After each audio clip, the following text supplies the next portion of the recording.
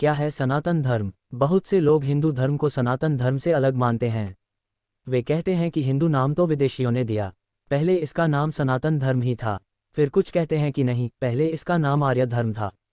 कुछ कहते हैं कि नहीं, पहले इसका नाम वैदिक धर्म था। हालांकि इस संबंध में विद्वानों के भिन्न भिन्न मत है। सत्यम शिवम सुंदरम, ये पथ सनातन है। समस्त देवता और मनुष्य इसी मार्ग से पैदा हुए हैं तथा प्रगति की है।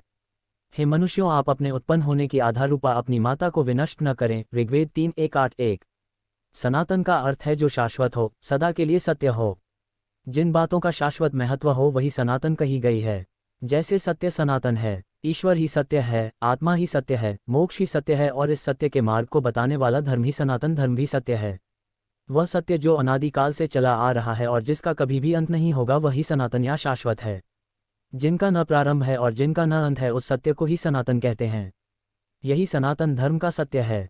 वैदिक या हिंदू धर्म को इसलिए सनातन धर्म कहा जाता है क्योंकि यही एकमात्र धर्म है जो ईश्वर, आत्मा और मोक्ष को तत्व और ध्यान से जानने का मार्ग बताता है। मोक्ष का कॉन्सेप्ट इसी धर्म की देन है। एकनिष्ठता, ध्यान, मौन और तप सहित यम नियम के अभ्यास और जागरण का मोक्ष मार्ग है, अन्य कोई मोक्ष का मार्ग नहीं है। मोक्ष से ही आत्मज्ञान और ईश्वर का ज्ञान होता है। यही सनातन धर्म का सत्य है। सनातन धर्म के मूल तत्व सत्य, अहिंसा, दया, क्षमा, दान, जप, तप, यम नियम आदि हैं जिनका शाश्वत महत्व है। अन्य प्रमुख धर्मों के उदय के पूर्व वेदों में इन सिद्धांतों को प्रतिपादित कर दिया गया था। ओम अस्तो मां सदगमय, तमसो मां ज्योतिर्गमय, मृत्योमा अमृतगमय। बृहदारण्योपनिषद। भावार्थ, अर्थात है ईश्वर मुझे असत्य से सत्य की ओर ले चलो, अंधकार से प्रकाश की ओर ले चलो, मृत्यु से अमृत की ओर ले चलो। जो लोग उस परम तत्व परब्रह्म परमेश्वर को नहीं मानते हैं वे असत्य में गिरते हैं। असत्य से मृत्यु काल में अनंत अंधकार में पड़ते हैं। उनके जीवन की गाथा भ्रम और भटकाव की ही गाथा सिद्ध होती है। वे कभी अमृतत्व को प्राप्त नहीं होते। मृत्यु आए इससे पहले ही सनातन धर्म के सत्य मार्ग पर आ जाने में ही भलाई है।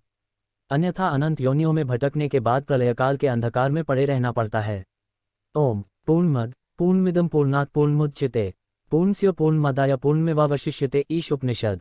भावार्थ, सत्य दो धातुओं से मिलकर बना है, सत और तत्। सत का अर्थ यह और तत् का अर्थ वह। दोनों ही सत्य है। अहम ब्रह्मास्मि और तत्वमसि, अर्थात मैं ही ब्रह्म हूँ और तुम ही ब्रह्म हो। ये संपूर्ण जगत ब्रह्म में है। ब्रह्म पूर्ण है, ये जगत भी पूर्ण है। पूर्ण जगत की उत्पत्ति पूर्ण ब्रह्म से हुई है। पूर्ण ब्रह्म से पूर्ण जगत की उत्पत्ति होने पर भी ब्रह्म की पूर्णता में कोई न्यूनता नहीं आती। वह शेष रूप में भी पूर्ण ही रहता है। यही सनातन सत्य है। जो तत्व सदा, सर्वदा, निर्लेप, निरंजन, निर्विकार और सदैव स्वरूप में स्थित रहता है उसे सनातन या शाश्वत सत्य कहते हैं। वेदों का ब्रह्म और गीता का स्थितप्रज्ञ ही शाश्वत सत्य है। जड़, प्राण, मन, आत्मा और ब्रह्म शाश्वत सत्य की श्रेणी में आते हैं। सृष्टि व ईश्वर ब्रह्म अनादि, अनंत, सनातन और सर्वविभु हैं। जड़ पांच तत्व से दृश्यमान है, आकाश, वायु, जल, अग्नि और पृथ्वी। ये सभी शाश्वत सत्य की श्रेणी में आते हैं। यह अपना रूप बदलते रहते हैं किंतु समाप्त नहीं होते।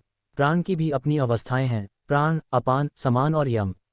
उसी तरह आत्मा की अवस्थाएं हैं, जागृत, स्वप्न, सुसुप्ति और तुर्या। ज्ञानी लोग ब्रह्म को निर्गुण और सगुण कहते हैं। उक्त सारे भेद तब तक विद्यमान रहते हैं जब तक कि आत्मा मोक्ष प्राप्त न कर ले। यही सनातन धर्म का सत्य है। ब्रह्म महाकाश है तो आत्मा घटाकाश। आत्मा का मोक्ष परायण हो जाना ही ब्रह्म में लीन हो जाना है, इसीलिए कहते हैं कि ब्रह्म सत्य है, जगत मिथ्या। यही सनातन सत्य है और इस शाश्वत सत्य को जानने या मानने वाला ही सनातनी कहलाता है। हिंदुत्व। ईरानी अर्थात पारस्य देश के पारसियों की धर्म पुस्तक अवेस्ता में हिंदू और आर्य शब्द का उल्लेख मिलता है। दूसरी ओर अन्य इतिहासकारों का मानना है कि चीनी यात्री हुएनसांग के समय में हिंदू शब्द की उत्पत्ति इंदु से हुई थी। इंदु शब्द चंद्रमा का पर्यायवाची है। भारतीय ज्योतिषीय गणना का आधार चंद्रमास ही है, अतः चीन के लोग भारतीयों को इंतु या हिंदू कहने लगे। कुछ विद्वान कहते हैं कि हिमालय से हिंदू शब्द की उत्पत्ति हुई है। हिंदू कुश पर्वत इसका उदाहरण है। हिंदू शब्द कोई अप्रभंश शब्द नहीं है, अन्यथा सिंधु नदी को भी हिंदू नहीं कहा जाता। आर्यत्व। आर्य समाज के लोग इसे आर्य धर्म कहते हैं, जबकि आर्य किसी जाति या धर्म का नाम न होकर इसका अर्थ सिर्फ श्रेष्ठ ही माना जाता है, अर्थात जो मन, वचन और कर्म से श्रेष्ठ है वही आर्य है। बौद्ध धर्म के चार आर्य सत्य का अर्थ चार श्रेष्ठ सत्य ही होता है। बुद्ध कहते हैं कि उक्त श्रेष्ठ व शाश्वत सत्य को जानकर अष्टांगिक मार्ग का अनुसरण करना ही ऐस धम्मो सनातनो, अर्थात यही है सनातन धर्म। इस प्रकार आर्य धर्म का अर्थ श्रेष्ठ समाज का धर्म ही होता है। प्राचीन भारत को आर्यावर्त भी कहा जाता था, जिसका तात्पर्य श्रेष्ठ जनों के निवास की भूमि था। सनातन मार्ग, विज्ञान जब प्रत्येक वस्तु, विचार और तत्व का मूल्यांकन करता है तो इस प्रक्रिया में धर्म के अनेक विश्वास और सिद्धांत धराशायी हो जाते हैं। विज्ञान भी सनातन सत्य को पकड़ने में अभी तक कामयाब नहीं हुआ है, किंतु वेदांत में उल्लेखित जिस सनातन सत्य की महिमा का वर्णन किया गया है, विज्ञान धीरे धीरे उससे सहमत होता नजर आ रहा है। हमारे ऋषि मुनियों ने ध्यान और मोक्ष की गहरी अवस्था में ब्रह्म, ब्रह्मांड और आत्मा के रहस्य को जानकर उसे स्पष्ट तौर पर व्यक्त किया था। वेदों में ही सर्वप्रथम ब्रह्म और ब्रह्मांड के रहस्य पर से पर्दा हटाकर मोक्ष की धारणा को प्रतिपादित कर उसके महत्व को समझाया गया था। मोक्ष के बगैर आत्मा की कोई गति नहीं, इसीलिए ऋषियों ने मोक्ष के मार्ग को ही सनातन मार्ग माना है। मोक्ष का मार्ग, धर्म, अर्थ, काम, मोक्ष में मोक्ष अंतिम लक्ष्य है। यम, नियम, अभ्यास और जागरण से ही मोक्ष मार्ग पुष्ट होता है। जन्म और मृत्यु मिथ्या है, जगत भ्रमपूर्ण है, ब्रह्म और मोक्ष ही सत्य है। मोक्ष से ही ब्रह्म हुआ जा सकता है, इसके अलावा स्वयं के अस्तित्व को कायम करने का कोई उपाय नहीं। ब्रह्म के प्रति ही समर्पित रहने वाले को ब्राह्मण और ब्रह्म को जानने वाले को ब्रह्मर्षि और ब्रह्म को जानकर ब्रह्म में हो जाने वाले को ही ब्रह्मलीन कहते हैं। विरोधाभासी नहीं है सनातन धर्म। सनातन धर्म के सत्य को जन्म देने वाले अलग अलग काल में अनेक ऋषि हुए हैं। उक्त ऋषियों को दृष्टा कहा जाता है, अर्थात जिन्होंने सत्य को जैसा देखा वैसा कहा।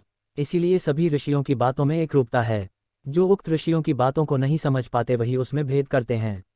भेद भाषाओं में होता है, अनुवादकों में होता है, संस्कृतियों में होता है, परंपराओं में होता है, सिद्धांतों में होता है, लेकिन सत्य में नहीं।